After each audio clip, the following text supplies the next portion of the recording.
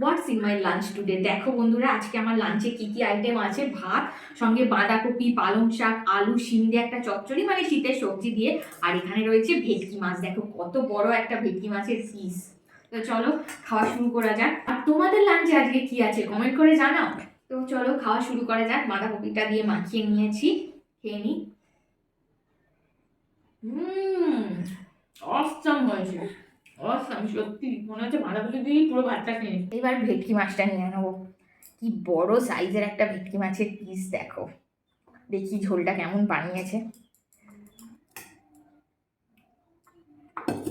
একটু আলু নিই, এবার একটু মাছ নিয়ে টেস্ট করে দেখি।